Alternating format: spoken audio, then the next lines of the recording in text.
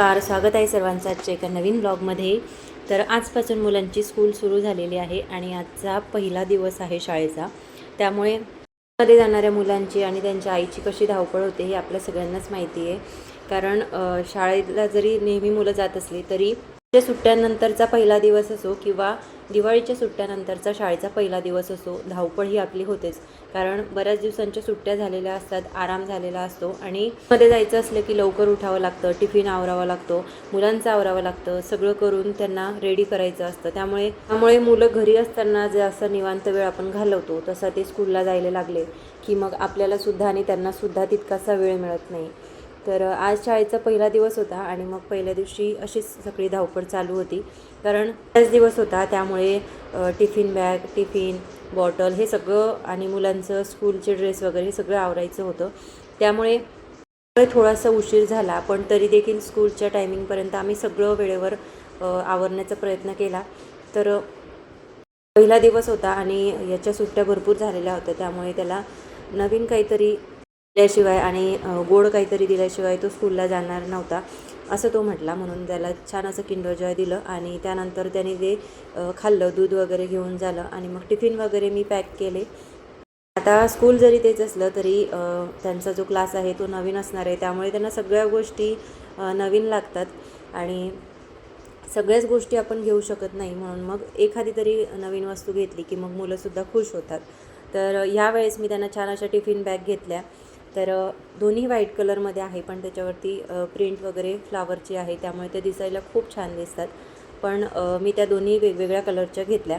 खरं तर दोघांना सारखं घेणार होते, पण ज्यावेळेस आपण एखाद्या वेळेस जर घाईघाईत टिफिन पॅक केला की मग लक्षात येत नाही कोणती बॅग कोणाची आहे. त्यामुळे मग बऱ्याच वेळा असं झालेलं आहे की दोघांच्या बॅग ज्या आहेत त्या चेंज झाल्या होत्या. त्यामुळे मी आता वेगवेगळ्या बॅग घेतल्या म्हणजे लक्षात येतं. तर टिफिन वगैरे पॅक केला आणि त्यानंतर गोड काहीतरी द्यायचं म्हणून मग गुलाबजामुन मी केले होते, तर ते त्यांना टिफिनमध्ये दिले आणि ते द्यायचंच विसरले होते.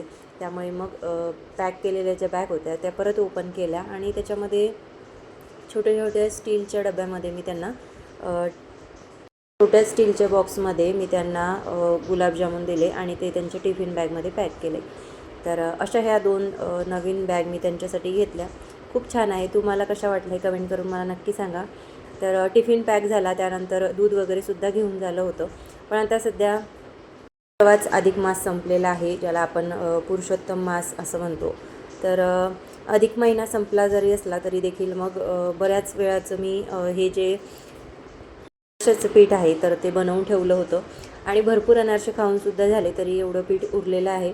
तर हे पीठ आरामात आपल्या फ्रीजमध्ये बऱ्याच दिवस राहतं, जवळपास 15 ते 20 दिवस. त्यामुळे मी असं साठवून ठेवते आणि जेव्हा केव्हा सगळ्यांना खायचं असलं तेव्हा गरमागरम ते काढून सगळ्यांना खायला देते. कारण काढून ठेवले की मग ते थोडेफार प्रमाणात कडक होतात, कारण त्याच्यामध्ये साखर असते आणि कडक अनारसे खायचं म्हटलं की ते तितकेसे चांगले लागत नाही आणि मुलंसुद्धा आवडीने खात नाही. म्हणून मी असा गोळा बनवून फ्रीजमध्ये ठेवते आणि जेव्हा त्यांना वाटेल तेव्हा मग तळून देते. आता हे तेलात किंवा तुपात दोन्हीमध्ये छान लागतात, पण जास्त तुपातच हे तळलेले कधीही चांगले. हा जो अनारशांसाठी तयार केलेला गोळा आहे तर हा मी टिफिनमध्येच पॅक करून ठेवला होता.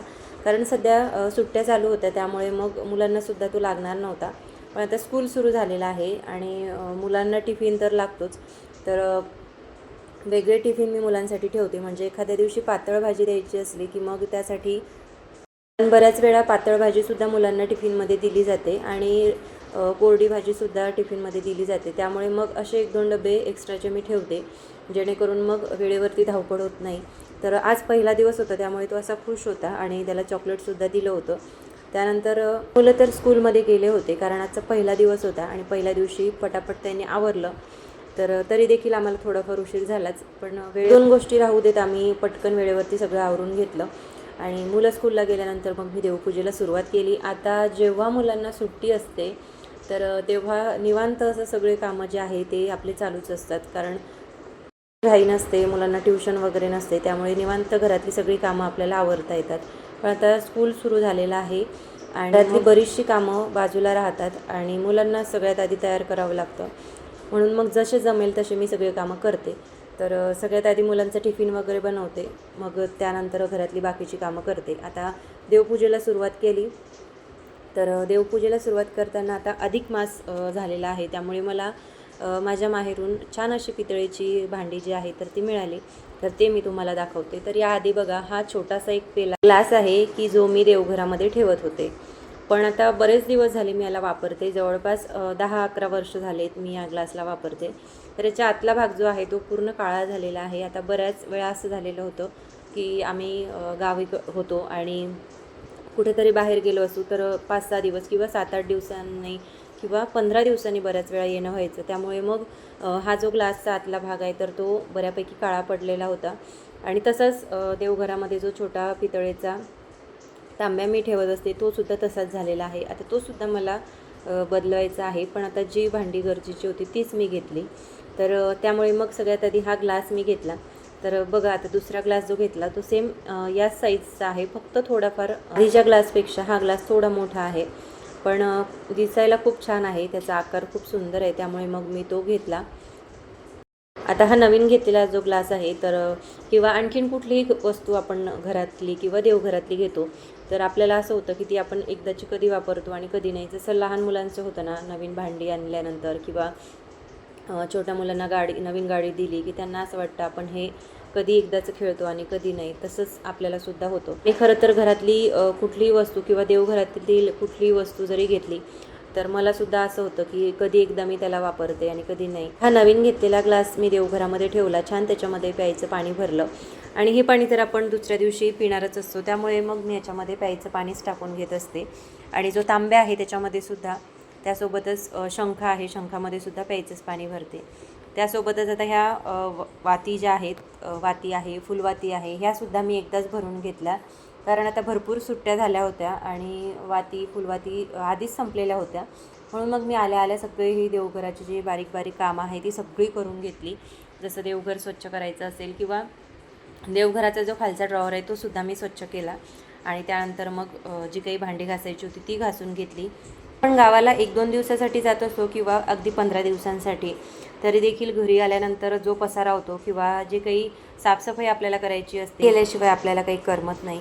त्यामुळे मग घरी आल्या आल्या सगळ्यात आधी मी घर जे आहे ते स्वच्छ केलं आणि त्यानंतर मग देवघराचा कोपरा स्वच्छ केला, कारण घरातल्या सगळ्या वस्तू आवरताना मग देवघरावरती सुद्धा धूळ उडतेच.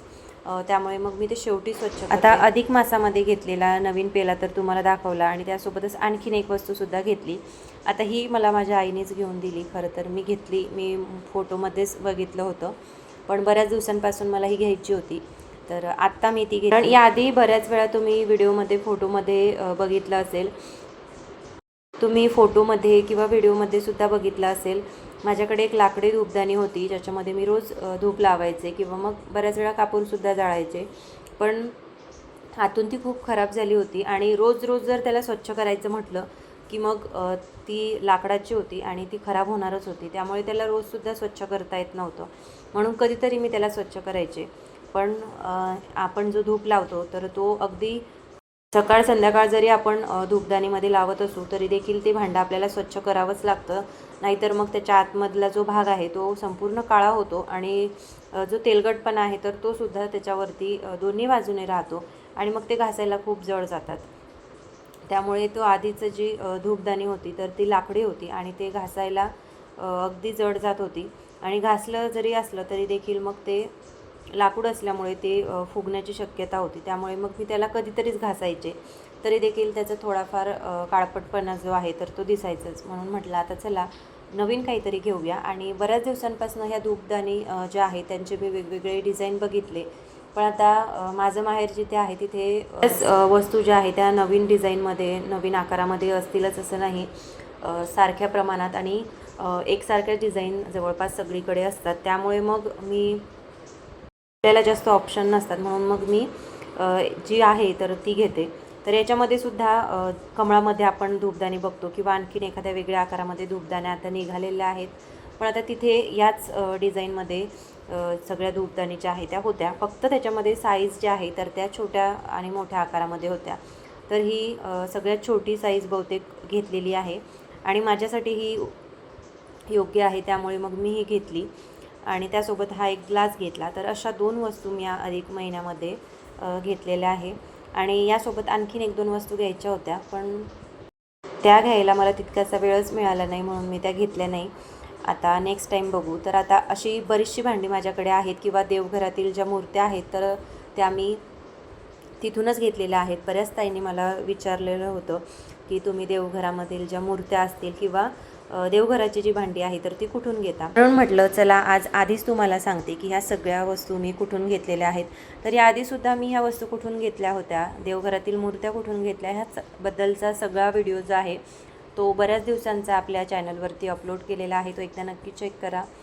आणि त्यासोबतच ही नवीन घेतलेली जी धूपदाणी आहे आणि हा जो ग्लास आहे तर हा तुम्हाला कसा वाटला हे सुद्धा मला कमेंट करून सांगा. तर ही धूपदाणी मी यासाठी घेतली कारण ही घासायलासुद्धा सोपी पडते.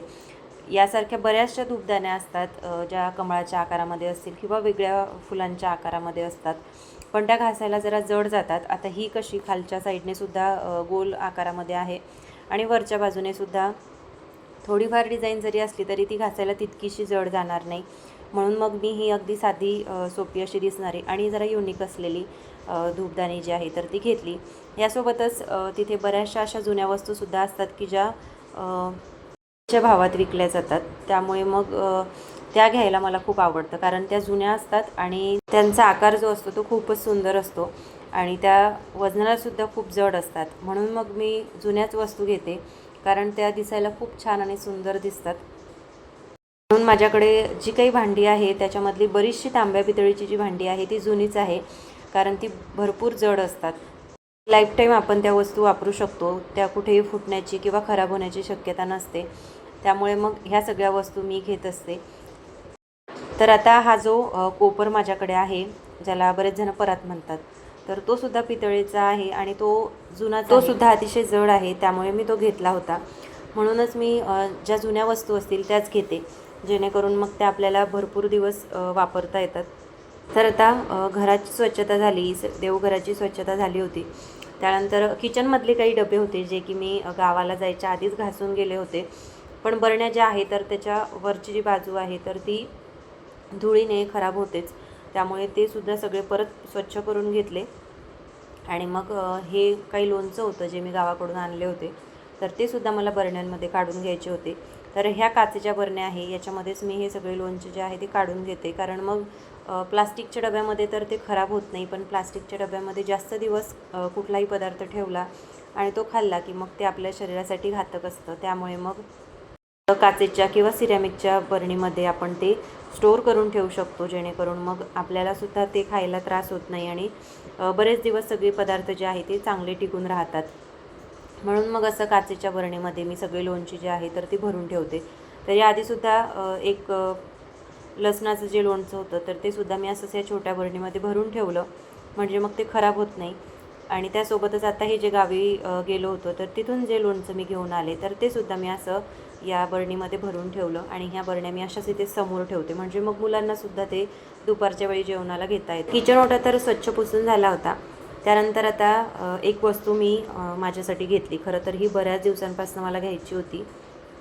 तर हे पॉट किट आहे, हे बऱ्याच दिवसांपासून घ्यायचं होतं, पण बऱ्याच वेळा असं झालं की मी घ्यायला गेले आणि मग असं वाटलं की आल्यानंतर हे कसं येईल आणि कसं नाही, त्यामुळे वेळा हे घेता घेता राहून गेलं. म्हणून म्हटलं चला आता हे घेऊया.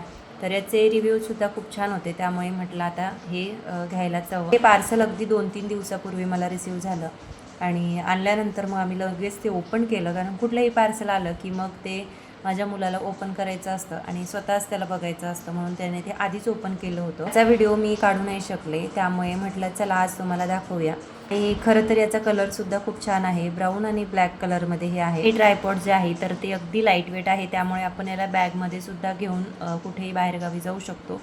ट्रॅव्हलमध्ये सुद्धा आपण याला वापरू शकतो. याची उंची जी आहे तर ते 16 इंचापासून अगदी 50 इंचापर्यंत आहे, त्यामुळे हे आपल्याला शूट करायला सुद्धा सोपं जातं. आणि बऱ्याच दिवसांपासून माझी ही घ्यायची इच्छा होती, त्यामुळे म्हटलं चला आता घेऊ. ट्रायपॉड जे आहे तर ते लाईट वेट तर आहेच, पण त्यासोबतच ते क्विक रिलीज लेग लॉकसुद्धा आहे, त्यामुळे आपल्याला जसं शूट करायचं त्यानुसार आपण याची उंची जी आहे ती अगदी आपल्याला हवी तशी कमी जास्त करू शकतो. त्यासोबतच हे नॉन स्लिप रबर फिटसुद्धा आहे, त्यामुळे कधीही शूट करताना आपल्याला, आता बऱ्याच वेळा असं होतं, माझं या आधीचं जे ट्रायपॉड होतं तर ते थोडं कमी नाला होतं आणि त्यासोबतच जेव्हा केव्हा मी त्याला शूटसाठी वापरायचे तर तेव्हा ते लगेच खालीसुद्धा पडायचं, कारण बऱ्याच वेळा जास्तीची हवा असली किंवा अगदी कोणाचा हातसुद्धा लागला की ते लगेच खाली पडायचं आणि त्यामुळे बऱ्याच वेळा मोबाईलसुद्धा त्याच्यासोबत खाली पडून खराब झालेला आहे. त्यामुळे मग बऱ्याच वेळा असं झालं की हे ट्रायपॉड मी घेता घेता राहून गेलं, कारण जेव्हा केव्हा घ्यायला जायचे असं वाटायचं की घरी आल्यानंतर ते व्यवस्थित नाही निघालं, तर मग आता याची रिटर्न पॉलिसी तर आहे, पण देखील घेताना मी 2-3 वेळा विचार केला आणि मग त्यानंतर हे घेतलं. कारण छोटी मोठी वस्तू घ्यायची म्हटली की मग आपण लगेच घेतो, फार काही विचार करत नाही. पण असं काहीतरी मोठं घ्यायचं असलं की मग बऱ्याच वेळा विचार करावा लागतो आणि त्यानंतर मग ती वस्तू घ्यावी लागते, कारण घरी आल्यानंतरसुद्धा ती चांगली असेल की नाही, नाहीतर मग तिचा उपयोग आपल्याला व्यवस्थित होईल का नाही असं वाटतं. म्हणून अशा बऱ्याच गोष्टी असतात की ज्या मग घ्यायच्या राहून जातात. पण आता यावेळेस हे मला घ्यायचंच होतं. या आधीचं जे ट्रायपॉड होतं ते खाली पडून भरपूर खराब झालेलं आहे. त्याचे जे लॉक आहेत तर ते बऱ्याच वेळा तुटलेले सुद्धा आहे आणि एकदा का त्याचे लॉक खराब झाले की मग त्यानंतर वापरताना ते आपल्याला व्यवस्थित वापरता येत नाही. तरी देखील बरेच दिवस मी ते ट्रायपॉड जे आहे तर ते वापरलं, पण त्याचे जे लॉक आहे तर ते तुटलेले असल्यामुळे ते फिरवताना हाताला जास्त त्रास होतो. म्हणून मग म्हटलं आता हे आपण घेऊया. आता हे आपण बॅगमध्ये सुद्धा कॅरी करू शकतो. आपल्या अकॉर्डिंग आपण याची हाईटसुद्धा कमी जास्त करू शकतो आणि मोबाईलसुद्धा याला व्यवस्थित ॲडजस्ट होतो आणि आपल्या शूटनुसार आपण याला व्यवस्थित जसा आपल्याला अँगल हवा असेल त्यानुसार आपण याच्यावरती शूट करू शकतो. आणि या आधीचं जे माझं ट्रायपॉड होतं त्याच्यापेक्षा हे कितीतरी पटीने खूप छान आणि मस्त असं आहे. आता 1-2 व्हिडिओ मी याच्यावरती शूट केले, त्यामुळे ते अगदी सोपे होते आणि सगळं काही व्यवस्थित शूट झालं. अगदी मनासारखं हे ट्रायपॉड जे आहे ते मला मिळालं. तर अशा ह्या छान छान गोष्टी होत्या ज्या मी देवघरासाठी आणि माझ्या स्वतःसाठी घेतल्या, तर त्याच मला तुमच्यासोबत शेअर करायच्या होत्या, म्हणून मी त्या तुम्हाला आजच्या व्हिडिओमध्ये दाखवल्या. तर कसा वाटला तुम्हाला आजचा हा ब्लॉग हे कमेंट करून मला नक्की सांगा. त्यासोबतच तुम्ही जर चॅनलवरती नवीन असाल तर चॅनलला लाईक, शेअर आणि कमेंटसुद्धा नक्की करा, जेणेकरून असेच नवनवीन व्हिडिओ तुम्हाला सर्वात आधी बघता येतील. आणि हो, व्हिडिओला हाईपसुद्धा करा. चला तर मग परत भेटूया अशाच एका नवीन व्हिडिओसोबत. तोपर्यंत सर्वांना श्री स्वामी समर्थ.